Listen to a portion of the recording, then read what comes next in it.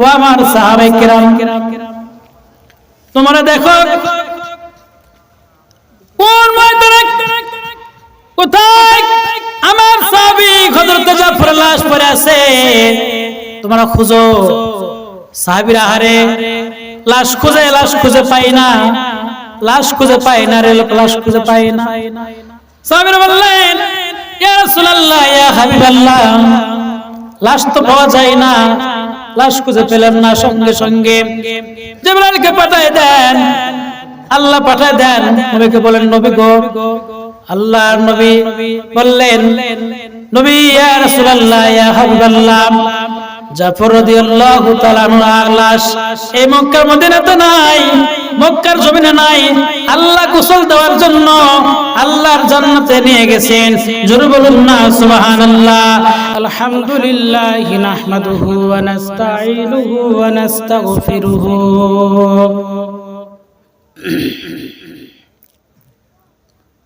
ওয়া নু'মিনু বিহি ওয়া নাতাওয়াক্কালু আলাইহি ونعوذ بالله من شرور أنفسنا ومن سيئات أعمالنا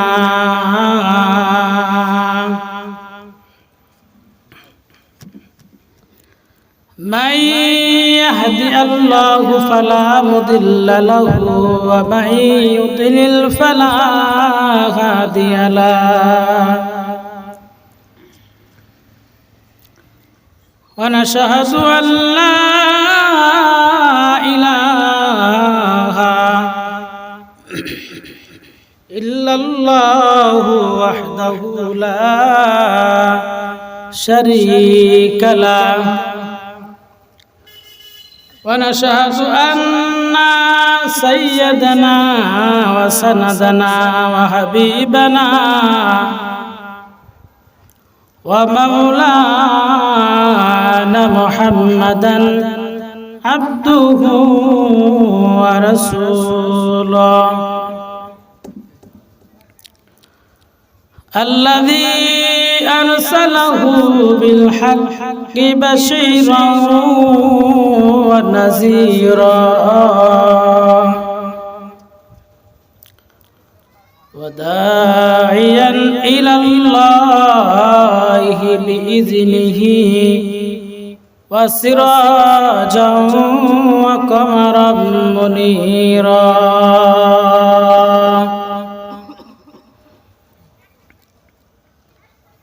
أما بعد فقد قال الله تعالى في كلامه المجيد والفرقانه الحميد قرن شوي أمر سنگه أعوذ بالله من الشيطان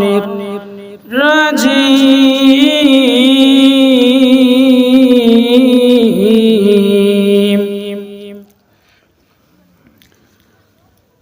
بسم الله الرحمن الرحيم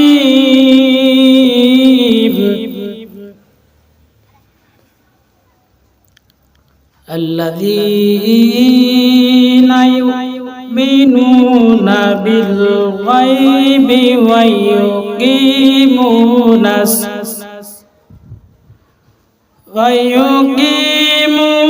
الصلاة ومما رزقناهم ينفقون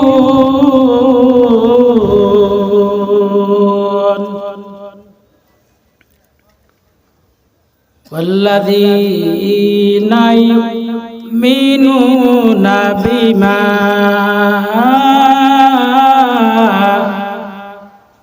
بما أنزل إليك وما أنزل من قبلك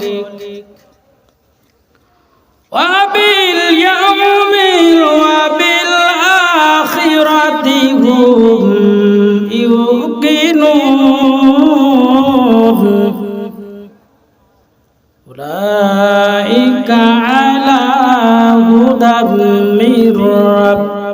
بهم وأولئك هم المفلحون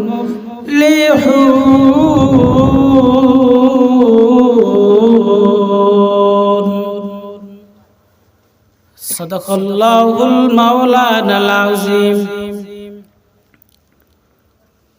وقال رسول الله صلى الله عليه وسلم إن الله وملائكته يصلون على النبي يا أيها الذين آمنوا صلوا عليه وسلموا تسليما اللهم صل على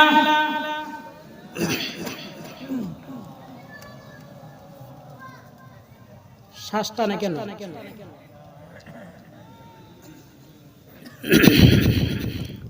মাওলানা মুহাম্মদ আপন আপন কর মানুষ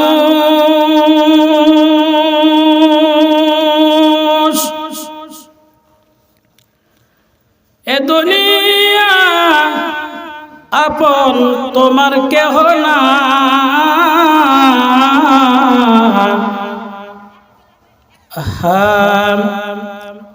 আপন হলেন যিনি শুয়ে আছেন ওই সোনার মদিনা আল্লাহুম্মা জোরে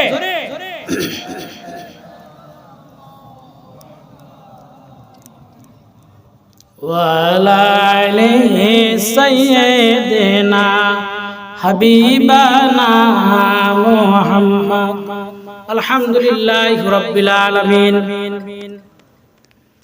ربنا ظلمنا أنفسنا وإن لم تغفر لنا وترحمنا لنكونن من الخاسرين رب العالمين আল্লাহ তাআলা আপনার বিশাল আসমান নিচে আল্লাহ যখন উপরে আল্লাহ আমরা তো সবাই বড় গুনাহগার গুনার বোঝা মাথায় না হাত তুলে রব্বুল আলামিন আল্লাহ ও দয়ার মালিক রব্বুল আলামিন আল্লাহ তাআলা এই জান্নাতের বাগানে যারা আয়োজন যারা করেছেন টাকা দিয়েছেন পয়সা দিয়েছেন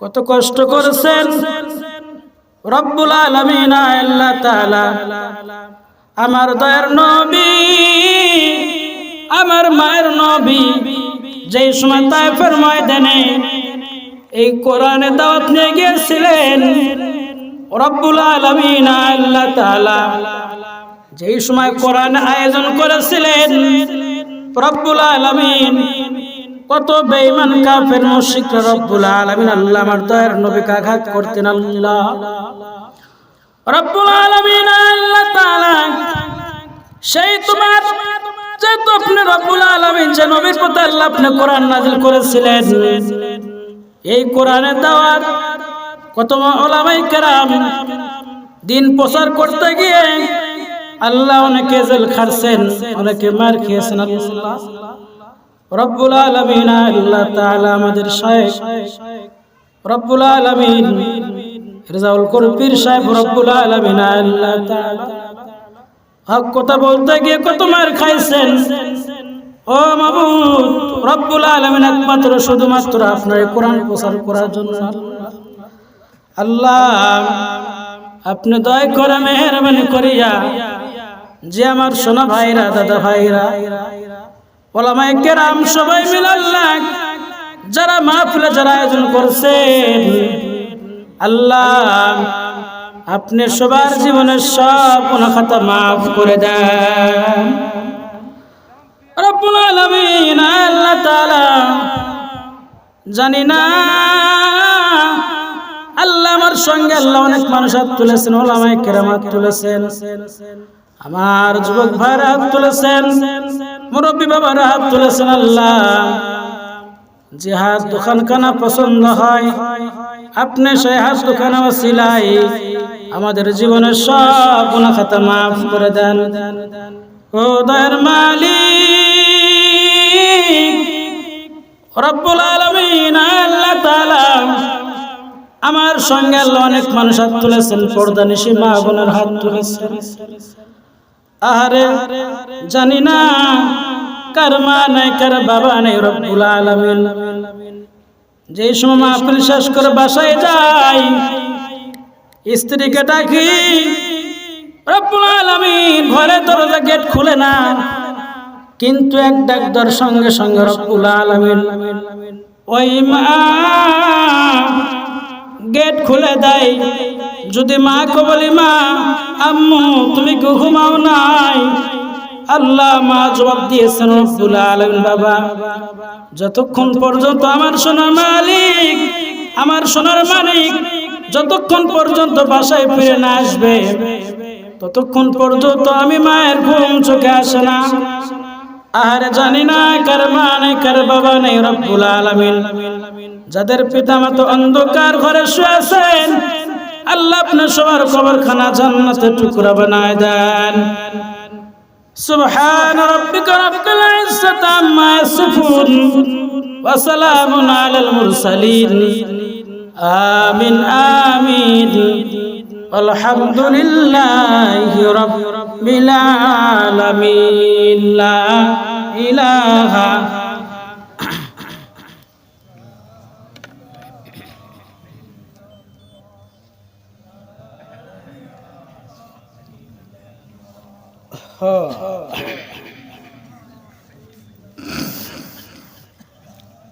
জোরে লা ইলাহা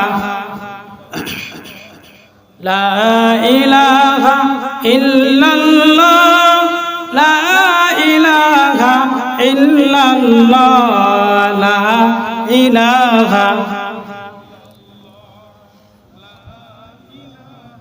জোরে জোরে হাই হাই বহু দূরের মদিনা, আমরা কেমনে যাব জানি না। দয়া করো দয়ার আল্লাহ, দয়া করো দয়ার আল্লাহ, যাইতে সোনার মদিনা। লা ইলাহা ইল্লাল্লাহ। কিছু নাই,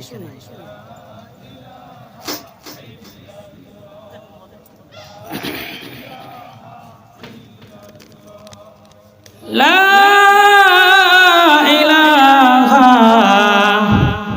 ইল্লাল্লাহ মুহাম্মাদুর রাসূলুল্লাহ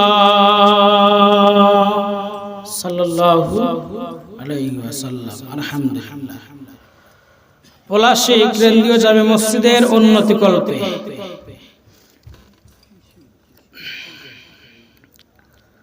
আজকের সম্মানিত মাহফিলের সভাপতি জনাব মোহাম্মদ মুক্তার হোসেন সরকার, বিএসএস সভাপতি অত্র জামে মসজিদ ৪ নং বিএমপি ২ নং বারোহাঁস ইউনিয়ন।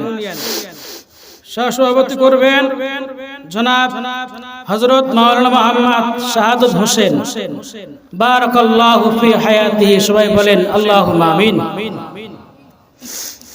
আর আছেন হযরত মাওলানা মুফতি রফিকুল ইসলাম কাসেমি সাহেব, সাইকুল হাদিস জামিয়া কওমিয়া রাজশাহী, বারাকাল্লাহু ফি হায়াতিহি। আপনাদের আমিনের সাউন্ড থেকে মনে হচ্ছে যে শুধু তাদের জন্য দোয়া করতেছেন যারা সভাপতি, যারা কমিটি, আমাদের জন্য দোয়া তো করতেছেন না। দোয়া করলে কি লস আছে? কোন শত্রুতা আছে? না, আপনাদের মনে হয় তার সঙ্গে মনে হয় আপনাদের অনেক দুশমনী আছে। সবাই বলেন আল্লাহুম্মা আমিন। হাদিস শরীফে আসছেন, পয়গম্বর রাসূল সাল্লাল্লাহু আলাইহি ওয়াসাল্লাম বলছেন, ও বান্দা, তোমরা নিজের জন্য দোয়া করা আগ দিয়ে তোমরা উম্মতের জন্য তোমরা বেশি বেশি দোয়া করো। কাদের জন্য? আমি আপনার দোয়া করবো আল্লাহ আপনি সবাইকে হেদায়েত দেন, সবাইকে নামাজিওয়ালা বানা দেন। কে বলছেন এই কথা? আল্লাহ বলছেন। আমি আপনার দোয়া করবো আল্লাহ অমুক বান্দা অনেক দিনদার পরহেজগার আল্লাহওয়ালা, আপনি তাদেরকে টাকা পয়সা বাড়ায় দেন, সম্পদ বাড়ায় দেন। আপনি মানুষের কাছে আপনি মানুষের জন্য দোয়া করবেন, এই দোয়া আপনার জন্য আল্লাহ কবুল করে নেবেন। জোরে বলুন সুবহানাল্লাহ। কে বলছেন এই কথা? আল্লাহ বলছেন। বয়ানের শুরুতে আগে একটা কথা বলবো, সেটা হচ্ছে যদি পরিবেশ বুঝায় না রাখি তাহলে সেটা কি হবে? দেখতে খারাপ লাগে। আলোচনা শুনতে হলে, মানতে হলে, বুঝতে হলে কিছু পরিবেশ আগে তৈরি করতে হবে। যেমন শিক্ষক যে সময় ক্লাসে বসে ক্লাস করতে যায়, ক্লাস করে, ছাত্রকে যে সময় পড়া দেয় দেখবেন অনেক দুষ্টু ছেলে থাকে না? অনেক থাকে, কিন্তু আর যারা ভালো ছেলে শিক্ষক যা বলে তারা এটা শ্রবণ করে ভালোভাবে শুনে। শুনে কি শুনে না? পরবর্তীতে পরের সময় এই সবকটা, এই পড়াটা তাকে ধরলে সে কি করে? জবাব দিতে পারে। আর যে দুষ্টম যে করে, বদমাইশ, বলবো না আমাকে পড়াটা বলো তো দেখি, বলুন স্যার আমি কিছুই জানি না, আমি শুনি নাই। স্যার কিন্তু ক্লাসে 2-3 ঘন্টা ক্লাস করছেন, পুরা বুঝাইছেন, সবক দিয়েছেন, কিন্তু উনি বলে কানে শুনে নাই। উনি মন কোথায় গিয়েছিল? পড়াশোনার মতো কি মন ছিল? বলেন, মন ছিল না। ঠিক আলোচনা শুনতে হলে, বুঝতে হলে পরিবেশটাকে বোঝাইতে হয়। আল্লাহর পয়গম্বর রাসূল বলেন, যে সময় কোরআনে মাজলিস তোমরা বসবা, কোরআনে মাজলিসে তোমরা যে সময় বসবা, তোমরা গায়ে তোমরা লাগিয়ে বসবা। জোরে বলেন সুবহানাল্লাহ। আসেন, এদের অনেক জায়গায় ফাঁকা জায়গা আছে, আমরা সবাই একটু আগে বসে আসেন ভাই, আসেন আসেন আসেন সবাই আগে, দয়া করে আগে আসেন। 2 নাম্বার কথা হচ্ছে, 2 নাম্বার যে সময় আলোচনা হবে কোন রকম কথাবার্তা বলবেন না। মাঝে মধ্যে তাকবীর হবে, সুবহানাল্লাহ হবে, আওয়াজ দিবেন, কোনো গল্প কোনো হবে না। জীবনের শেষ মাহফিল, বিশাল বড় মাহফিল আয়োজন করা হয়েছে। লোকজন খারাপ নয়, অনেক ভালো আছে। চাটমোহরে গিয়েছিলাম। কয় তারিখে রে ভাই? চাটমোহরে গিয়েছিলাম 9 তারিখ, না 17 তারিখে গিয়েছিলাম। 17 তারিখে গিয়েছিলাম। আমি ছিলাম দ্বিতীয় বক্তা, প্রধান বক্তা ছিল উনি। ওয়াজের সময় মাঠ ফাঁকা, মাত্র লোক ছিল 5-7 জন লোক, 10-15 তো এরকম হতে পারে মনে হয়। এখানে 5 জন, ওখানে 2 জন, এখানে 3 জন, এরকম। আলহামদুলিল্লাহ, এখানে আপনারা অনেক লোক এখানে আছেন, আল্লাহ শুকরিয়া। এই কোরআনে মাহফিলে বসলে ইমানের বেটারে কি হয়? চার্জ হয়। অনেক বলে মাহফিল দিয়ে কি লাভ, এটা কমিটির একটা ব্যবসা, বলে কি বলে না? কি কথা বলেন না কেন? কথা বলেন, বলে কোরআনে মাহফিল দিলে কি লাভ? ওলামায়ে হযরত বয়ান করবেন, যদি আমি আপনি একটা আমল করতে ধরে রাখতে পারি মৃত্যুর আগ পর্যন্ত, হয়তো আল্লাহ তাআলা আমাকে আপনাকে হতে পারে এই ওসিলা আল্লাহ মাফ করে দিতে পারেন। আল্লাহু আকবার। কে বলছেন এই কথা? আল্লাহ বলছেন। মনে হচ্ছে যে আপনাদের হুজুর ছোট মানুষ, কি বয়ান করবে? আল্লাহর কাছে দোয়া করবেন, আমার কোনো ক্ষমতা নাই, আর আমি এরকম কোনো করি না যে আমি এই বিষয়ে আলোচনা করব। আমার আলোচনা হবে বিষয় ভিত্তিক। কিতাবের নাম হচ্ছে বিষয় ভিত্তিক কোরআন ও হাদিস, এই বিষয়ে আলোচনা করা হবে ইনশাআল্লাহ। আপনারা দোয়া করবেন আল্লাহ যেন আপনাদের কিছু, আমি এখান থেকে আমরা সবাই যেন কিছু শিক্ষা গ্রহণ করতে পারি, যেন এই শিক্ষাটা নিয়ে কবরে বাড়িতে যেতে পারি। কবরে এমন একটি জায়গা বাজান যেখানে কোনো আলোর কোনো ব্যবস্থা নাই, এত সুন্দর লাইটিং ব্যবস্থা করছেন কমিটির লোকজন, কবরে কি থাকবে রে? বলেন, থাকবে না। অন্ধকার ঘর, সব বিশ্বর ঘর। আল্লাহ রাব্বুল আলামিন কোরআনে কারিমে বলেন, ইন্নাস সালাতা তানহা আনিল ফাহশাই ওয়াল মুনকার। এটা কার বাণী? বলেন সবাই, কার বাণী? আল্লাহর বাণী। এই যে আপনারা মসজিদের উন্নতি কল্পে দেওয়া হয়েছে, এই বিষয়ে আলোচনা টাইনবো এবং কালেকশনে যাব ইনশাআল্লাহ। আপনারা কি থাকবেন না ভাগবেন? দেখি কারা কারা ভাগবেন, দেখি হাত উঠান তো। একজন হাঁটা বুঝে নাই, কারা কারা থাকবেন দেখি, হাত উঠান। নারায়ে তাকবীর, নারায়ে তাকবীর। আল কোরআনের আলো, আল হাদিসের আলো, সংসদে যাওয়া। কোথায়? সংসদে। সম্মানিত হাজিরিন, নবীর সাহাবায়ে কেরাম এই কোরআন প্রচার করতে গিয়ে তারা অনেক মার খেয়েছেন। খায়নি মার? বলেন, মার খেয়েছেন, অনেক কষ্ট করছেন। টাকা বলে নাই, তারা টাকা চিনে নাই, সম্পদ চিনে নাই, এই জীবনে তারা মায়া করে নাই, জীবনকে তারা ভালোবাসা নাই, একমাত্র কোরআনকে মহব্বত করেছেন। আল্লাহু আকবার বলেন। কাকে ভালোবাসছেন? কোরআনকে এবং আল্লাহকে ভালোবাসছেন। শুধু কোরআনকে ভালোবাসছেন তারা। আর আমরা মুসলমান দলকে ভালোবাসি, ভালোবাসি কি বাসি না? কত মিছিল, আরে যখন আমাদের শায়েখ, আমার শায়েখ সরমনে পীর সাহেব যখন মিছিলটা বের হয়, দেখা যাচ্ছে লোক থাকে, খারাপ হয় না, ভালোই হয়। কিন্তু যে সময় একটা আওয়ামী লীগের, বিএনপির কোন একটা বাড়া মিছিল বাড়া, দেখবেন দলে দলে সব মুসল্লি, টুপিওয়ালা, দাড়িওয়ালা, দাড়িছাড়া, দাড়িবিহীন সব মাঠে একবার ঝাঁপে পড়ে। পরে কি পড়ে না? পরে। আল্লাহ বলেন আকুনু মা'আস সাদিকিন। হে বান্দা, তোমরা এমন দলের পিছনে তোমরা দৌড়াও যে দল তোমাকে আল্লাহর সঠিক রাস্তা দেখায়। কোন রাস্তা দেখায়? সঠিক রাস্তা দেখা। আল্লাহ বলেন, সম্মানিত এলাকাবাসী যারা আপনারা আছেন, আপনারা এই মাহফিলটা দিয়েছেন, অনেক টাকা পয়সা খরচ করছেন। এই কোরআনের সম্মান রক্ষার খাতিরে আমার একটাই অনুরোধ, আমার সম্মান রক্ষা করা আপনারা রাখবেন, দরকার নাই। আমার সম্মান রক্ষা করবেন কে? আল্লাহ করবেন সম্মান রক্ষা। কিন্তু আপনারা কোরআনে মাহফিল দিয়েছেন, এই কোরআনের সম্মানের খাতিরে বাজান, আমি আপনাদের পায়ে হাত রেখে বলেছি, আপনারা আসেন, মাহফিলে বসেন।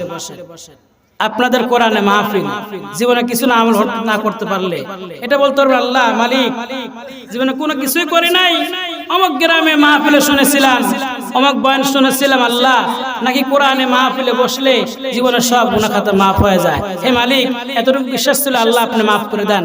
আল্লাহ তাআলা বলেন, রাসূল বলেন, আরে ভাই, কিয়ামতের ময়দানে মানুষকে কেমনে মাফ করে দেওয়া যায়? আল্লাহ তাআলা বাহানা তালাশ করবে। এরকম না যে যেমন আমি আপনি না শুকরিয়া মানুষ, নিমক হারাম মানুষ, আমরা আছে না নাই কিছু আমাদের মধ্যে আছে, এই কেবল বলতে সত্য কথা, পরে আবার কি মিথ্যা কথা। জিনিস চুরি করছে, মেরে খাইছে, তারপরে কি করছে? খাই নাই। কিন্তু আল্লাহ তাআলা বলেন, ও বান্দা আমার, এরকম আমি আল্লাহ এরকম না যে আমি তোমাদেরকে আটকাইয়া কেমনে জাহান্নামে দেব। আমি আল্লাহ তোমাদেরকে এই জন্য সৃষ্টি করি নাই, আমি আল্লাহ সৃষ্টি করেছি, ও বান্দা তোমাদেরকে কেমনে মাফ করে দিয়ে আমার জান্নাতের মেহমানখানা তোমাদের পাঠায় দিব। আরো আসতে বলেন। প্রথমে কি বলেছিলাম? এক নাম্বার হেডলাইন। আসেন, আলোচনা বুঝবেন, খালি হু হু করবেন না, খালি আন্দাজেই আলোচনা বুঝবেন। এখানে আসছে, সেই অনেক কষ্ট করে আসছে, তারা ঢুকছি, গাড়ি নষ্ট হয়ে গেছে, বেটার গাড়িটা নাই হচ্ছে অনেক লোক উঠেন লোক উঠায়, খালি উঠাই লোক নামায় দেন, পরে আসে গাড়ি নষ্ট। ওইদিকে মাগরিবের নামাজও শেষ, গায়েব হয়ে গেছে। তা আমি এখানে আসছি কিছু আপনাদের ওষুধ দেওয়ার জন্য। কি দেওয়ার জন্য? ওষুধ দেওয়ার জন্য। যেমন আপনাদের রোগ হলে, ঠান্ডা লাগলে ডাক্তারের কাছে যান, আর অন্তরের রোগ চিকিৎসা করতে হলে ওলামায়ে কেরামের সহবতে যেতে হবে। হক্কানি যে পীর সাহেব যারা আছে, বর্তমানে তো কিছু পীর আছে, মাজার পূজারী আছে না নাই? আছে। আর সেই মাজার পূজারীরা হক্কানি পীরদের অনেক বিরুদ্ধে তারা সমালোচনা করে, ওয়াজ করে। আজ কিছু বাংলাদেশে কিছু বক্তা আছে আমাদের, তারা সারা জীবন আমাদের কওমের আলেমদের বিরুদ্ধে ওয়াজ করে আসছেন। কি করে আসছেন? ওয়াজ করে আসছেন। আবার তারাই দেখি তাদের মধ্যে লেগে গেছে দ্বন্দ্ব। এই তো হচ্ছে আমাদের ঈমানের পরিচয়। আল্লাহ তাআলা বলেন, আসেন এদিকে আলোচনা থাক। হয়তো অনেকে রাগ করবেন, নিজে হুজুর আসে এখানে আবার রাজনীতি শুরু করছে, বয়ান শোনা যাবে না, তাই নাকি? রাগ করছেন আপনারা সবাই? দেখি কারা কারা হক কথা শুনতে রাজি, হাত উঠান তো দেখি। মঞ্চে আসেন, এখানে ভিডিও হচ্ছে, এখানে মঞ্চে আসেন, খালি দিকে আসছে একটা উপরে আসেন, যখন একজন আসেন। আমার তেজের লোক না থাকলে আমার ভালো লাগে না ওয়াজ করতে। অনেক বক্তা আছে তেজের লোক দেখে করে খালি আর পায়ে দাঁড়ানো গরম হয়ে যায়, লোক দেখলে না। আমরা সেই লোক আমরা না, আমাদের ঈমান আরো জজবা পয়দা হয়। আল্লাহ শুকরিয়া, আমার শাইখ বলছেন বাবা আমল করবা, আমলে থাকবা, হক কথা বলবা। আমাদের পীর সাহেব বলছিলেন আল্লাহ তাআলা তোমাকে এমন মাহফিলে তোমাকে বয়ান করাইবেন যেখানে সেই গ্রামে সেই মহল্লায় হাজার হাজার ওলামায়ে কেরাম থাকবেন, মানুষ থাকবেন, হক্কানি ওলামায়ে কেরাম থাকবেন। আজকের প্রধান বক্তা উস্তাদুল উলুমা ও পীরে কামিল আল্লামা জামালউদ্দিন মাহমুদি কাসেমি সাহেব, ইনি সাহেব বড় একটা আলেম, বড় না ছোট আলেম, বড় একটা আলেম। আল্লাহ শুকরিয়া, যেই বড় আলেমদের সোহবতে আমাকে নিয়েছেন, কিছু কথা বলার সুযোগ করে দিয়েছেন। আল্লাহ শুকরিয়া, এই শুকরিয়া আদায় করে শেষ করতে পারবো না। আসেন এদিকে আলোচনাতে ঢুকি আমরা সবাই। আল্লাহ তাআলা বলেন কোরআনে কারিমে, প্রথমে আমরা সবাই মুসলমান, নওয়া মুসলিম মুসলমান। আল্লাহ বলেন ইন্নাস সালাতা তানহা আনিল ফাহশাই ওয়াল মুনকার। এক নাম্বার প্রথম শর্ত, কিয়ামতের ময়দানে আল্লাহ পাক রব্বুল আলামিন কিয়ামতের ময়দানে বান্দার নামাজের হিসাব নেবেন। কিসের হিসাব বলেন? নামাজের হিসাব নেবেন। এই নামাজ কোন বান্দা কোন বান্দি সুন্দরভাবে আদায় করলে আল্লাহ তাআলা বলেন নামাজ অবস্থায় যে বান্দা মারা যাবে অথবা নামাজ পড়ে যে মারা যাবে, বান্দা ওযু করছেন আল্লাহকে খুশি করার উদ্দেশ্যে, আল্লাহর নিয়তে, রাসূলকে খুশি করার নিয়তে যে বান্দা ওযু করছেন, নামাজ পড়ছেন, নামাজে দাঁড়াই নাই, শুধু ওযু বানাইছেন।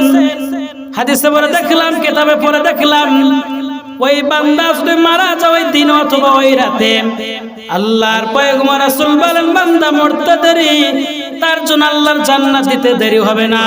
জোরে বলুন না সুবহানাল্লাহ, আল্লাহু আকবার। কে বলছেন এই কথা? নতুন বক্তা, নতুন ওয়াজ হবে। কোনদিন এখানে আসিনি, প্রথম। ওদিকে প্রোগ্রাম করছে সাইটে, ওদিকে ঢুকছিলাম, এদিকে ঢুকি নাই। তাহলে নামাজ কারা কারা পড়বেন বাজান? সোনার আব্বুরা থেকে হাত উঠান তো বাজান। হ্যাঁ, আল্লাহ আপনার সবাইকে কবুল করেন, 5 ওয়াক্ত নামাজ আদায় করার তৌফিক দান করেন। সবাই বলেন আল্লাহুম্মা আমিন। দেখি বাজান বলেন তো, আল্লাহর ওয়াদা সত্য না মিথ্যা? বলেন সত্য না মিথ্যা? সত্য। আল্লাহ বলেন বান্দা দুনিয়ার সকল মানুষ আমি আল্লাহ তাদেরকে সব সৃষ্টি করেছি, আমি আল্লাহ আসমান বানাইছি, আমি আল্লাহ জমিন সৃষ্টি করলাম, বানাইলাম। দুনিয়ার সব মানুষ গুনার কাজ করবে, নেকির কাজ কেউ করবে না। এতে আমি আল্লাহ এক যারা পরিমাণ আমার কোনো ক্ষতি হবে না, কোনো কিছু হবে না। আল্লাহর কোনো ক্ষতি হবে? বলেন না কেন? আল্লাহর কোনো ক্ষতি হবে? কিছু হবে না। আল্লাহ বলেন বান্দা তোমরা এই দুনিয়ার সব মানুষ নামাজ পড়বা, নেকির কাজ করবা, কোরআন তেলাওয়াত করবা, আমি আল্লাহর কোনো ফায়দা নাই রে। তোমরা নামাজ পড়বা, ইবাদত করবা, তোমাদের লাভ হবে, তোমাদের ফায়দা হবে। আর কি ফায়দা হবে? আল্লাহ তাআলা বলে বান্দা তোমরা যেই সময় নামাজে দাঁড়াও, আল্লাহ পাক রব্বুল আলামিন তোমাদের জীবনের সব গুনাহ খাতা maaf করে দেন। জোরে বলুন না সুবহানাল্লাহ।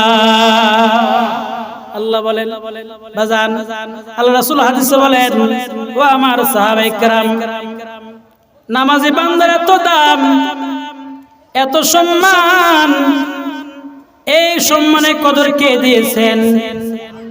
আল্লাহ বলে বান্দা যে সময়টা আমাকে পাওয়ার জন্য আমার কুদরতে পায়ে সেজদা করে, আমি আল্লাহ তো খুশি হয়ে যাই, আমি আল্লাহ নিজে খুশি হয়ে বান্দার জীবনের সব গুনাহ খাতা মাফ করে দেই। জোরে বলুন না সুবহানাল্লাহ। এই জমিন যে নামাজি বান্দা তার জন্য দোয়া করে, কি দোয়া করেন শুনবেন কি? কারা কারা শুনবেন? আল্লাহু আকবার। যে সময় আমার মুসলমান ভাইরা, আমার বন্ধুরা, নামাজি বান্দা যে সময় মারা যায়, ওই মাটি দোয়া করে, আল্লাহ তোমার বান্দা মারা গিয়েছে মাবুদ, তাকে আপনি মাফ করে, তাকে আপনি জান্নাত দান করে দেন। জোরে বলুন সুবহানাল্লাহ। আর মাটি এমন দোয়া করে, আল্লাহ তোমার বান্দা জীবনে নামাজ পড়তে আসে নাই, কোরআন তেলাওয়াত করে নাই রে, আহারে মুসলমান, দাবি করলাম মুসলমান কিন্তু নামাজ পড়তে আমরা চাই না। বল কথা বলেন ঠিক কি না? আল্লাহ রাসূল হাদিসে বলেন, আউয়ালু মা ইউহাসাবু বিল আবদু ইয়াউমাল কিয়ামাতিস সালাহ। আল্লাহ পাক রব্বুল আলামিন, আল্লাহ রাসূল বলেন, ও আমার সাহাবায়ে কেরাম, সর্বপ্রথম কিয়ামতের ময়দানে আল্লাহ পাক রব্বুল আলামিন বান্দার এই নামাজের হিসাব নেবেন। যে বান্দা নামাজের হিসাব দিতে পারবে না, আল্লাহ রাসূল বলে তার জন্য আমার কোনো শাফাত থাকবে না। জোরে বলুন না নাউযুবিল্লাহ। নবীর শাফাত ছাড়া কেউ জান্নাত যেতে পারবে না। পারবে? কেউ পারবে না বাজান। তাহলে নামাজ পড়তে হবে। কি করতে হবে? নামাজ পড়তে হবে। আল্লাহ তাআলা বলেন কোরআনে কারিমে, আল্লাযীনা ইউমিনুনা বিল গায়বি ওয়া ইউকিমুনাস সালাতা ওয়া মিম্মা রাযাকনাহুম ইউনফিকুন।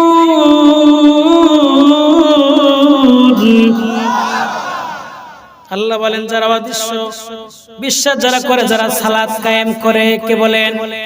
আল্লাহ বলেন, والذين يؤمنون بما أنزل إليك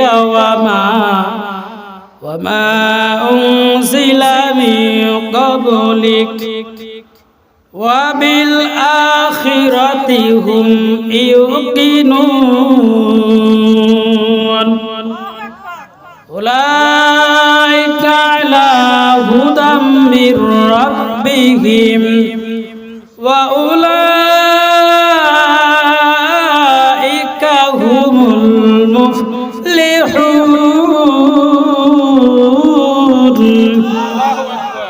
আল্লাহ বলেন, আমি আল্লাহ জানি তাদের কাছে আমি আল্লাহ যে রিজিক দিয়েছি, যে জীবিকা দিয়েছি, রিজিক কে দেন? বলেন না, জোরে বলেন। রিজিক কে দেন? না কোন দুনিয়ার মানুষ দেন, প্রধানমন্ত্রী দেন, এমপি সাহেব দেন, না কেউ দেন। রিজিক দেওয়ার মালিক কে? আল্লাহ বলেন, আরে মানুষ, তোমরা আমার গোলামি তোমরা করো, তোমরা ইবাদত করবা, আমি আল্লাহ তোমাদেরকে রিজিকের আমি ফয়সালা করে দিব। তোমরা সালাত কায়েম করো, সালাত আদায় করো। আর যে আমি আল্লাহ জান্নাত যে সৃষ্টি করেছি, আমি আল্লাহ জান্নাত বানাইছি, আমি আল্লাহ জাহান্নাম বানাইছি রে বান্দা, তোমরা এটাকে বিশ্বাস করো। যে বান্দা এটাকে তারা বিশ্বাস করে যে মারা যাবে, আল্লাহ তাআলা বলেন তাদের জন্য আমি আল্লাহ জান্নাত রেখে দিয়েছি। কেমন জান্নাত আমি আল্লাহ রেখে দিয়েছি? বান্দা যার কোনোদিন চোখে দেখে নাই, কোনোদিন কানে শুনে, কোনোদিন কল্পনা করতে পারে নাই। আল্লাহু আকবার। কে বলছেন এই কথা? আমার মুসলমান, এই জান্নাত এমন একটা জান্নাত, যে জান্নাতের মধ্যে আল্লাহ তাআলা এমন সুন্দর নিয়ামত রেখে দিয়েছেন, যে বান্দা, আল্লাহ রাসূল বলেন, ও আমার সাহাবায়ে কেরাম, যে বান্দা, যে মুমিন, যে বান্দা যাকে একবার জান্নাত দান করা হবে, ওই বান্দা আর কোনোদিন জান্নাত থেকে তাকে বের করা হবে না। বান্দা আল্লাহর জান্নাতে কোনোদিন ঠান্ডা লাগবে না, কোনোদিন কাশি লাগবে না, কোনোদিন অসুস্থ বান্দা হবে না। তার জন্য সারা বছর খালি শান্তি আর শান্তি, শান্তি আর শান্তি। জোরে বলুন না সুবহানাল্লাহ। এই দুনিয়ার মধ্যে আমি আপনি যত টাকা কামাই, যত টাকা গাড়ি বাড়ি করি না কেন, কত ঘর বাড়ি করি, কত সুন্দর করি, তারপরও ভিতরে অশান্তি আসে কি আসে না বাজান? যত রকম খানা খাই ভিতরে অশান্তি আসে কি আসে না? আসে। কিন্তু আল্লাহ রাসূল বলেন যেই সময় মুমিন বান্দাকে আল্লাহর জান্নাত দেওয়া হবে তখন বান্দা কোনোদিন আর বের হতে চাইবে না।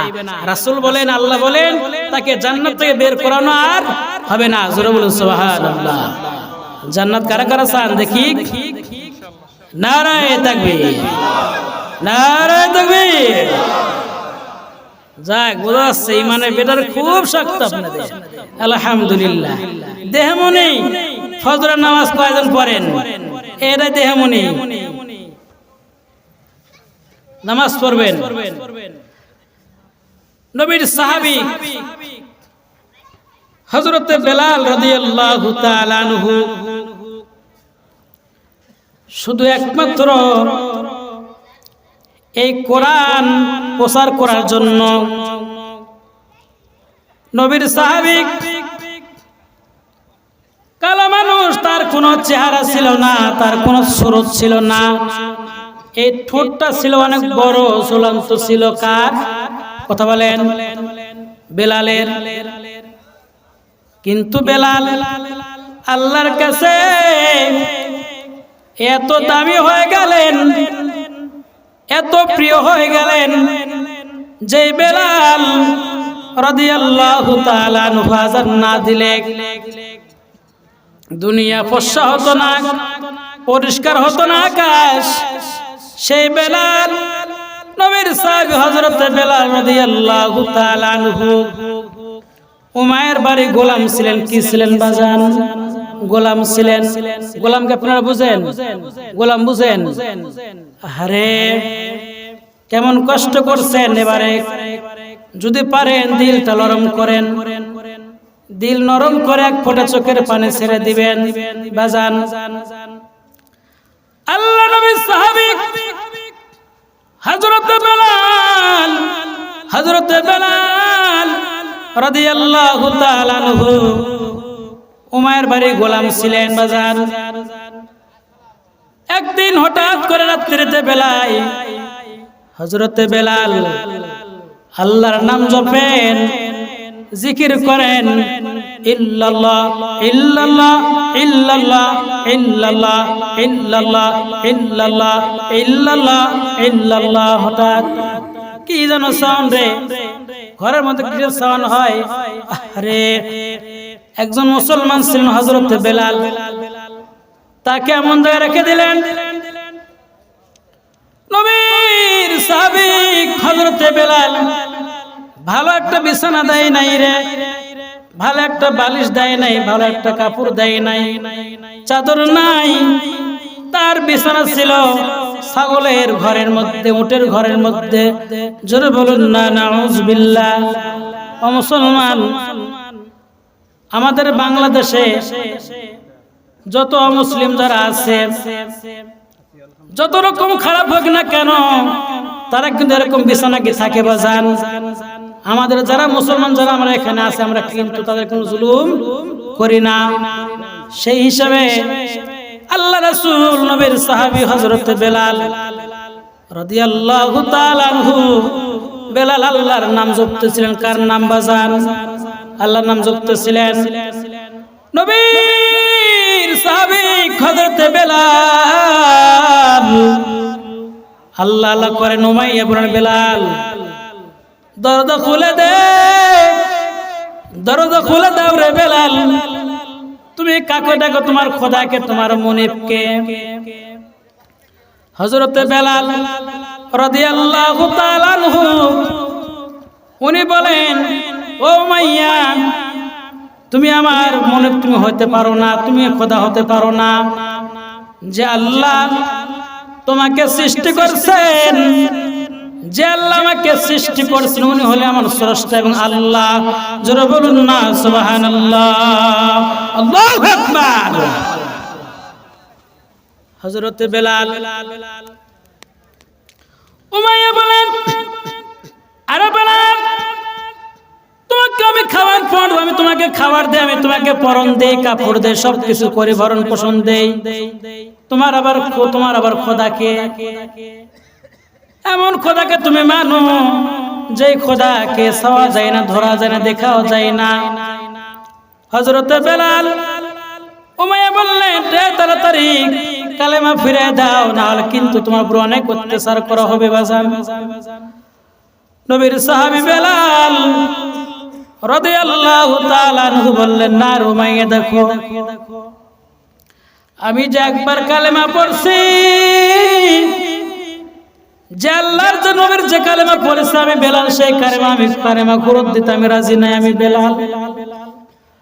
হযরতে বেলাল রাদিয়াল্লাহু তাআলা আনহুকে হাত বাঁধা হলেন, পা দুইটা বাঁধলেন। হাত বাঁধার পরে, পা বাঁধার পরে বাজান মরুভূমির মধ্যে যারা হজ করতে যারা গিয়েছেন, যারা হজ করছেন, তারা দেখছেন মরুভূমির দেশ, বালুর দেশ। আরে কতটাকে দেখা যায় গরমে, কত হাজি মারা যায় কি যায় না। ওই গরমের মধ্যে হযরতে বেলাল রাদিয়াল্লাহু তাআলা আনহু শুধু হাত বাঁধেন নাই, হাত বেঁধে পা বেঁধে উটের পায়ের সঙ্গে পা দড়ি বেঁধে দিয়েছেন, রশি বাঁধছেন, আর ঘোড়া দাবড়াইছেন, উট দাবড়াইছেন না মুসলমান। নবীর সাহাবী বেলাল উনিকে মরুভূমির মধ্যে টানছেন, টানা হাসরা করা হয়েছে। উত্তপ্ত গরম বালু বেলালের চেহারার মধ্যে লাগে, চামড়া সব উঠে গিয়েছে, চামড়ার মধ্যে ফসকা পড়ে গিয়েছে বাজান। হযরত বেলাল রাদিয়াল্লাহু তাআলা আনহু বলেন, রে উমাইয়া, আমার কি অপরাধ, আমার কি দোষ, আমাকে তুমি একটা কথাই বলো শুধু। উমাইয়া বলে, আরে বেলাল, তোমার দোষ একটাই, তুমি নবীর কালেমা তুমি কেন স্বীকার করছো? তুমি বলে যে আমার খোদা একজন আছে, যেই আল্লাহকে দেখা যায় না, যে আল্লাহকে ধরা যায় না, ছাওয়া যায় না, সে তোমার কেমন খোদা? আমি তো তোমার মনে, জোরে বলুন না নাউযুবিল্লাহ। আমাদের খোদা, আমাদের মালিকের নাম আল্লাহ। কি নাম? আল্লাহ। ও মুসলমান, হযরতে বেলাল রাদিয়াল্লাহু তাআলা আনহু, আল্লাহ নবীর সাহাবী হযরতে বেলাল রাদিয়াল্লাহু তাআলা আনহু তার শরীরের মধ্যে ঘা হয়ে গেলেন, ঘা পড়ে গেলেন। গরম বালু ছিলেন, গরম বালি লাগার পর শরীরের চামড়া উঠে গেলেন। আরে ওই উমাইয়া কত বড় বেঈমান ছিলেন বাজান। ওই শরীরে আঘাত করছেন, চামড়া উঠে গেছেন, ঘা ধরে গেছেন, প্রসারী হয়ে গেছেন। ওই শৈল পুরা আবার নবীর সাহাবী হযরতে বেলাল তার শরীরে আবার চাবুক দিয়ে হযরত উমাইয়া আবার তিনি করছেন, চাবুক মারছেন, আঘাত করছেন। বেলাল বলে, রে উমাইয়া, আমাকে মারো না, আমাকে তুমি ছেড়ে দাও, রে ছেড়ে দাও। তুমি যদি আমাকে 100 বার পিটন দাও, আর আল্লাহ যদি আমাকে 100 বার হায়াত দেয়, তারপরে আমি যাই নবীর কালেমা পড়েছি, আমি বেলাল সেই নবীর কালেমা ফিরে দিতে আমি বেলাল রাজি হব না। জোরে বলুন না সুবহানাল্লাহ। বেলালের মতো আমরা যদি আশিক হইতাম, এ দুনিয়ায় নবীর দেখা পাইতাম। কথা বলেন, এ দুনিয়ায় নবীর দেখা পাইতাম। নবীর সাহাবী বেলাল, তাকে অনেক কষ্ট দেওয়া হয়েছে নবীর সাহাবীকে। আরে তারপরে সেই বেলাল কালেমা ছেড়ে দেয়নি। কালেমা ছাড়ছে? কালেমা ছাড়ে নাই, অনেক কষ্ট করছেন। হযরত বেলাল অনেক সাহাবী ছিলেন। জাফর রাদিয়াল্লাহু তাআলা, কি ব্যাপার, কালেকশন করব না? 15 মিনিট আলোচনা শেষ।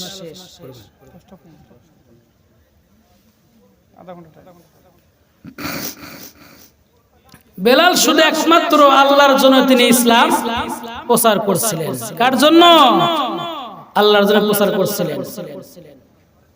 নবীর সাহাবী হযরতে বেলাল রাদিয়াল্লাহু তাআলা আনহু মক্কার অলিগলিতে টানা হয়েছিল রশি বাঁধিয়া, তারপর তিনি বলতেন আহাদ আহাদ। একদিন ওই রাস্তা দিয়ে নবীর সাহাবী হযরত আবু বকর রাদিয়াল্লাহু তাআলা আনহু তিনি হাঁটতেছিলেন, আর বেলাল ওই অবস্থা দেখে বলেন, বেলাল রে দেখো আহাদ আহাদ, এই সাউন্ডটা আসতে দাও, তোমার শাস্তি উমাইয়া অনেক কমায় দিবে। হযরত বেলাল বলেন, আবু বকর না না, এটা হতে পারে না, আমি বেলাল কোশ্চিন কালামে আহাদ আসতে আমি বলবো না, আমার জীবন থাক অথবা না থাক। বেলাল তুমি জানো না, আবু বকর তুমি জানো না, আল্লাহর নাম ডাকতে, আল্লাহর নাম জপতে এত মধু লাগে, এত মজা লাগে। ও আবু বকর তুমি যতই বলো না, তারপর আমি বেলাল আমি শুনবো না। জোরে বলুন না সুবহানাল্লাহ। আজকে বর্তমানে কোন মৌলবীকে যদি মারা হয়, কুটির সঙ্গে বান্ধা হয়, কোন যারা ইমানদার যারা ব্যক্তি যারা পাঁচ ওয়াক্ত নামাজ যারা আদায় করে, এদেরকে গালি দেওয়া হয়, মারপিট করা হয়, কিছু মুনাফিক মুসলমান আছে খুব মজা মারে, কি কথা বলেন না কেন? এদের মধ্যে অনেক আনন্দ লাগে, ভালো লাগে। আর তারা বলতেছিলেন, তারা বললেন কি যে নবীর কালামে একবার যে ধরেছি দ্বিতীয়বার আর ফেরত দেওয়ার কোনো সুযোগ নাই, জীবন 100 বার যদিও আল্লাহ দেয়, আর আমাকে যদি 100 বার মারপিট করা হয়, তারপর আমি বেলাল কালেমা ছাড়বো না। আল্লাহু আকবার বলেন।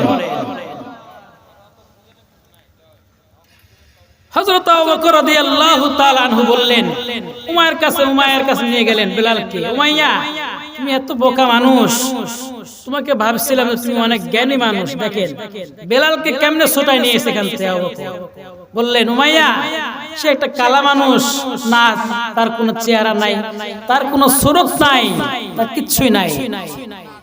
তুমি এই বেলালকে তুমি তোমার রাষ্ট্রীয় তুমি না মেরে ফেলে দিয়ে, তুমি না মেরে আমার একটা গোলামের একটা দরকার, তোমার যত রকম তোমার যত টাকা লাগে আমাকে একে গোলাম, তুমি বেলালকে তুমি আজাদ করে দাও, আমি বেলাল তাকে আমি আবু বকর তাকে কিনতে রাজি আছি। জোরে বলুন সুবহানাল্লাহ। উমাইয়া বললেন, বাহ, হযরত আবু বকরের অনেক তো সুন্দর একটা বুদ্ধি, যে বেলালকে তুমি মেরে ফেলে তোমার রাষ্ট্রের মধ্যে তোমার জমিনে তুমি রাখবা, এটা মানুষ তোমাকে কি বলবে, কি বলবে তারা, যে কালো মানুষ উমাইয়ার জমিনেতে পড়ে আছে, এটা রাখা কেমন হয়? তো উমাইয়া বলেন ঠিক আছে। হযরত আবু বকর রাদিয়াল্লাহু তাআলা আনহু বললেন, উমাইয়া তোমার কত দিরহাম লাগবে?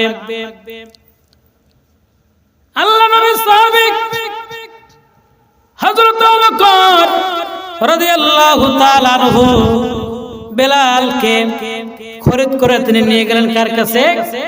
আল্লাহর নবীর কাছে নিয়ে গেলেন। জোরে বলুন সুবহানাল্লাহ। আল্লাহ নবী বলেন,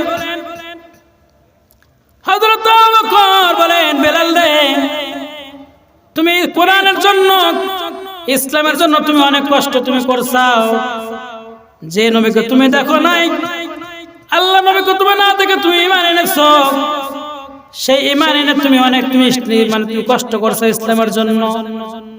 রে আবু বকর বেলাল, আর আমরা নবীকে দেখছি, নবীকে সামনে পেয়ে তারপরে আমরা এত ঈমানকে মজবুত করতে পারি নাই। হযরতে বেলাল রাদিয়াল্লাহু তাআলা আনহুকে নিয়ে গেলেন রাসূলের দরবারে। আল্লাহ রাসূল বললেন, এ বেলাল আয় আয় আয় আমার দরবারে আয় রে বেলাল আয়। আল্লাহর পয়গম্বর রাসূল বেলালকে জড়িয়ে ধরলেন, বললেন, ও বেলাল তুমি আমাকে না দেখে তুমি ঈমান তুমি গ্রহণ করছো, ঈমান তুমি এনেছাও। আল্লাহ পাক রব্বুল আলামিন ঘোষণা করে দেয়, ও পয়গম্বর আপনি জানাই দেন বেলালের সব আল্লাহ গুনাহ খাতা maaf করে দিয়েছেন। জোরে বলুন না সুবহানাল্লাহ। আল্লাহু আকবার।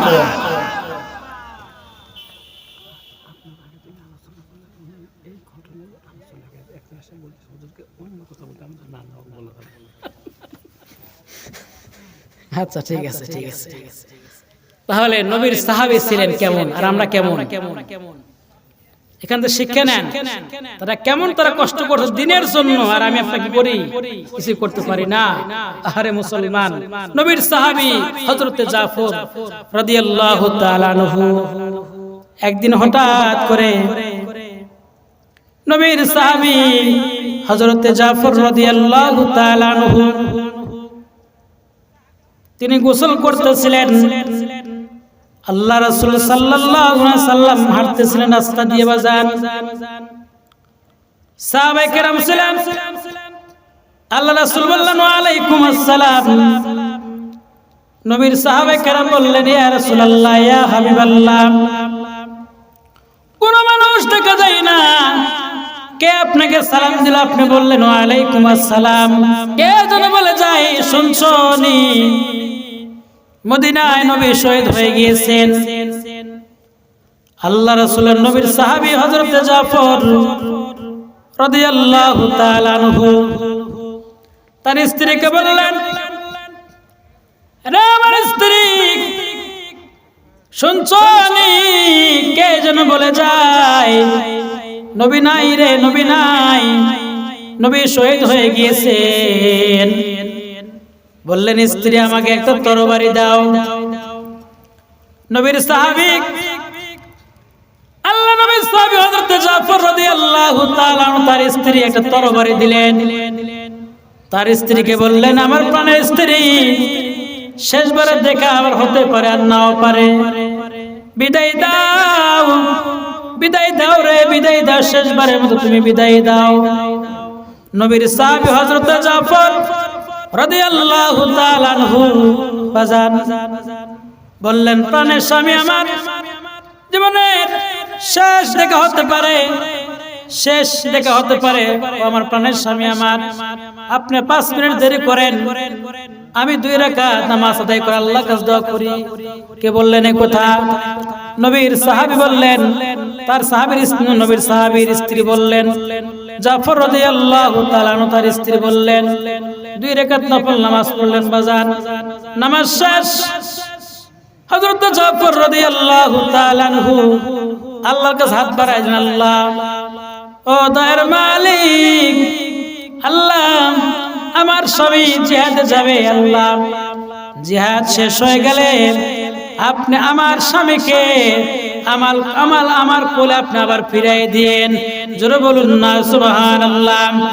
এই কথা নবীর সাহাবী হযরত জাফর রাদিয়াল্লাহু তাআলা আনহু কথা বলতে বলতে তরবারির অপর পিঠ থেকে নবীর সাহাবীর স্ত্রীকে আঘাত করলেন। জোরে বলুন না সুবহানাল্লাহ। জাফর রাদিয়াল্লাহু তাআলা আনহু বললেন, হে আমার স্ত্রী, তুমি কি দোয়া করো? নবী আমাকে বলছেন যে জাফর শহীদ হয়ে যাবে, আর তুমি দোয়া করো, আল্লাহ, আমার স্বামীকে আপনি জিহাদ শেষ হয়ে গেলে আপনি আমার স্বামীকে আমার কোলে ফিরিয়ে দেন। কেন এই দোয়া তুমি করলা? নবী বলছেন আমার জাফর কি হয়ে যাবে? শহীদ হয়ে যাবে। জোরে বলুন সুবহানাল্লাহ। জাফর রাদিয়াল্লাহু তাআলা আনহু গেলেন জিহাদের ময়দানে, চলে গেলেন, জিহাদ করতেছেন। জিহাদ করতে করতে অনেক বেঈমানকে শেষ করে দিয়েছেন, কতল করে দিয়েছেন। শেষ পর্যায়ে হযরতে জাফর রাদিয়াল্লাহু তাআলা আনহু তিনি শহীদ হয়ে গিয়েছেন। জোরে বলুন সুবহানাল্লাহ। তখন জাফর রাদিয়াল্লাহু তাআলা আনহু বললেন, নবী গো, আমার প্রাণের স্বামী আমার সঙ্গে ফরজ গোসল করেছে, ফরজ গোসল দেয় নাই, আমার সঙ্গে রাত্রি 3 বেলা মাসে করে ফজর আযান আগ দিয়ে গোসল দিবে। ওই সময় কে যেন বলে যায় যে নবী নাই রে, মদিনায় নবী শহীদ হয়ে গিয়েছেন। উনি গোসল বাদে চলে আসছেন, নবী, আমার জাফরকে আপনি বিনা গোসলে দাফন দিবেন না। জোরে বলুন সুবহানাল্লাহ। নবী বললেন, ও আমার সাহাবায়ে কেরাম, তোমরা দেখো কোন ময়দানে কোথায় আমার সাহাবী হযরত জাফরের লাশ পড়ে আছে, তোমরা খুঁজো। সাহাবীরা আহারে লাশ খুঁজে পাই না, লাশ খুঁজে পাই না রে, লাশ খুঁজে পাই না। সাহাবীরা বললেন, ইয়া রাসূলুল্লাহ, ইয়া হাবিবাল্লাহ, লাশ তো পাওয়া যায় না, লাশ খুঁজে পেলাম না। সঙ্গে সঙ্গে জিবরাইলকে পাঠিয়ে দেন, আল্লাহ পাঠায় দেন, নবীকে বলেন নবী গো, আল্লাহর নবী বললেন নবী ইয়া রাসূলুল্লাহ ইয়া হাবিবাল্লাহ, জাফর রাদিয়াল্লাহু তাআলা আনহুর লাশ এই মক্কার মদিনাতে নাই, মক্কার জমিনে নাই। আল্লাহ গোসল দেওয়ার জন্য আল্লাহর জান্নাতে নিয়ে গেছেন। জোরে বলুন না সুবহানাল্লাহ। আল্লাহ মানে দুনিয়ার কোন পানি দিয়ে গোসল করাইবেন না, আল্লাহ তাকে হাউজে কাউসার পানি দিয়ে গোসল করায় দিবেন। জোরে বলুন না সুবহানাল্লাহ। আল্লাহু আকবার। আলোচনা কি বাদ দেব না করব? কালেকশন দেব না? তাহলে কালেকশন করতে হলে কিছু লাইনে যেতে হবে। আমরা কত টাকা পয়সা নষ্ট করি, কত সম্পদ নষ্ট করেছি। ও মুসলমান, এখানে ধনী লোক গরিব লোক আছে না নাই বাজান?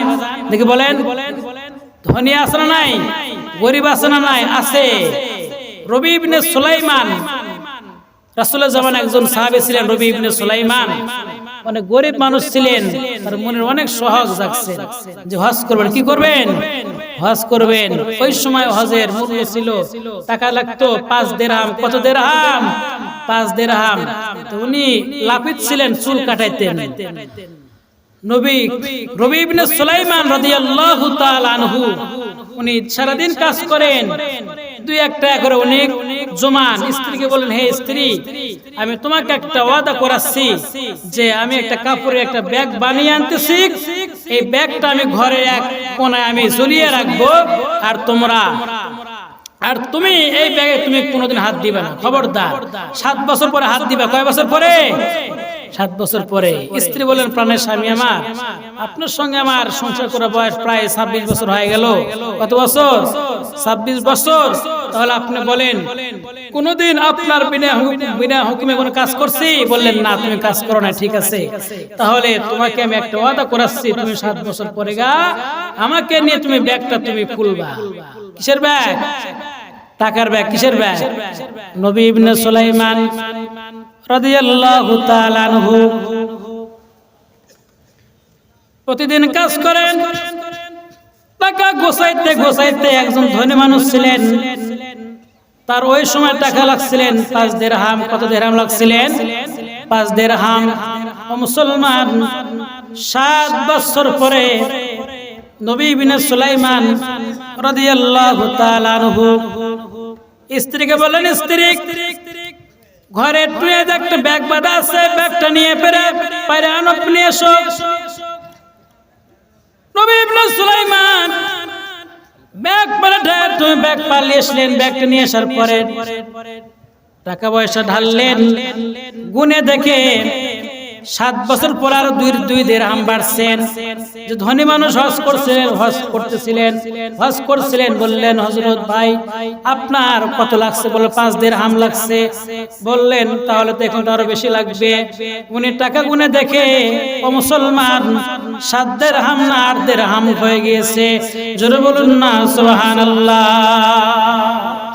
নবী ইবনে সুলাইমান হজ করতে বের হয়েছেন, হজের নিয়ত করছেন, বাসায় থেকে হজের নিয়ত করে বের হয়েছেন। মুসলমান, টাকা পয়সা নিয়ে বিদায় নিয়েছেন, গ্রাম থেকে বিদায় নিয়েছেন। বললেন যে আমি হজ করতে যাব, তোমরা সবাই দোয়া করবা। মরুভূমি হাঁটতে হাঁটতে যায়, দেখেন মক্কা শরীফ কোনো পাই নাই, খাওয়া খাওয়ার পাই নাই। মরুভূমির মধ্যে একজন মহিলা বোরকা পরিহিত, বোরকা পরে আছে, হিজাব আছেন, হাতে পায়ে মোজা আছেন। বাজান, আমি এখান থেকে কালেকশন আপনাদের নিয়ে আসবো। আল্লাহর বান্দি রওনা দিলেন মরুভূমির মধ্যে। হঠাৎ করে আল্লাহর বান্দা রবি ইবনে সুলাইমান মহিলার পিছনে পিছনে রওনা দিলেন। নবী ইবনে সুলাইমান ধারণা করলেন, চিন্তা করলেন, দেখি মহিলা কোথায় যায়। আমি কাবার দিকে না গিয়ে আমি অন্যদিকে রাস্তা নিলাম। ওই মহিলা অন্য পথে রাস্তা চলতেছেন। নবী ইবনে সুলাইমান কাবার দিক না গিয়ে অন্যদিকে চলে গেলেন, মহিলা পিছনে পিছনে। দেখি মহিলা কি করে, মহাপতি তোলা মহিলা, অথবা কোনো ব্যবসা করে না কি করে, আর মানে চুরি করে ডাকাতি করে। নবী ইবনে সুলাইমান ও মুসলমান মহিলার পিছনে পিছনে রওনা দিলেন। যাতে যাতে আল্লাহর বান্দি অনেক দূর চলে যায়, অনেক দূর চলে যায় রে। যায় দেখে একটা জঙ্গল আছে। জঙ্গল পাওয়ার এক মুহূর্তে ও মুসলমান বোরকাটা উঠাইলেন, হিজাব উঠাইলেন।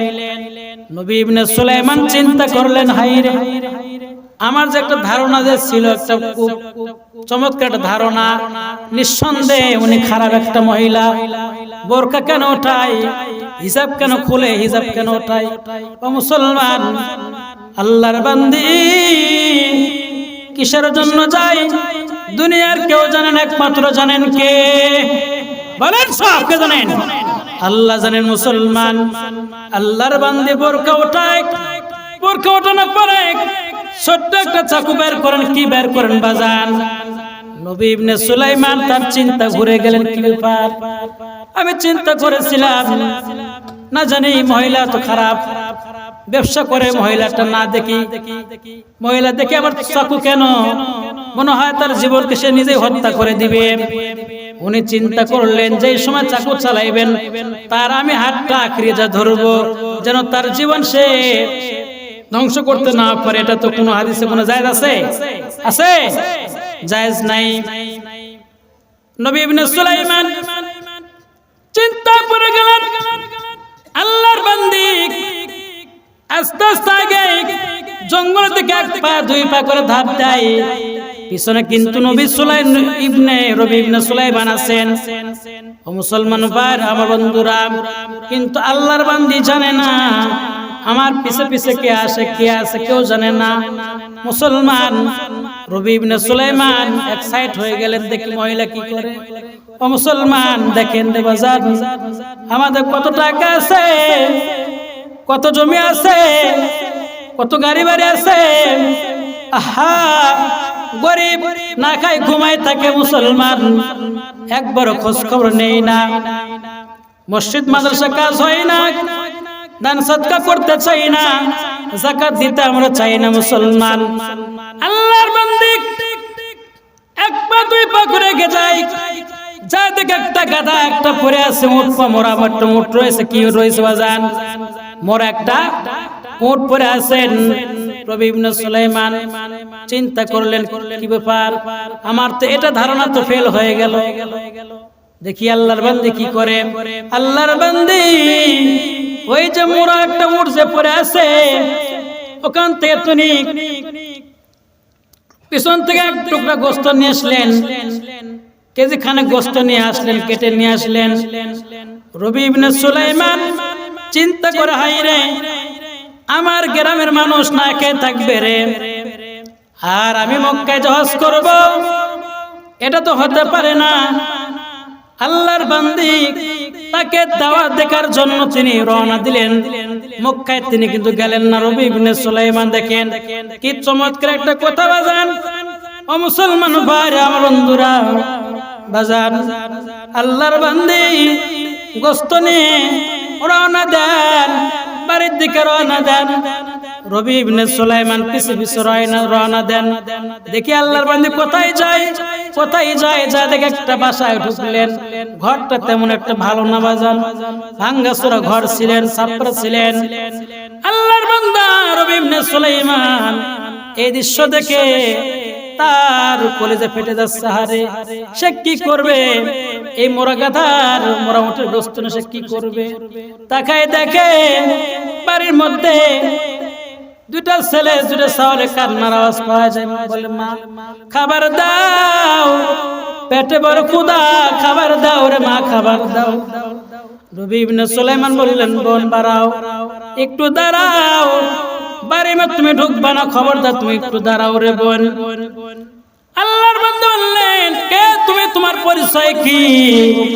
নবী ইবনে সুলাইমান বলে, আমার নাম নবী ইবনে সুলাইমান। কোথা থেকে তুমি আসছাও? কি ব্যাপার? তুমি এই গোশত তুমি কি করবা? তারাতে আমাকে বলো। বললেন, আমার ছেলে না খেয়ে আছে প্রায় 3 দিন 4 দিন, পেটে বড় ক্ষুধা, টাকা নাই, সম্পদ নাই, কি দিয়ে কিনবো, কি দিয়ে খরিদ করে ছেলে মেয়েকে খাওয়াইবো। জঙ্গল রওনা দিলাম, এই গোশত এনে ছেলেকে পাক করে খাওয়াইব।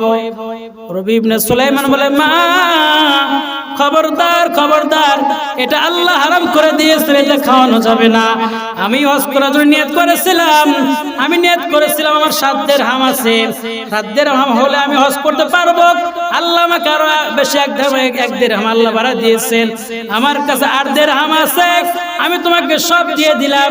জোরে বলুন না সুবহানাল্লাহ, আল্লাহু আকবার।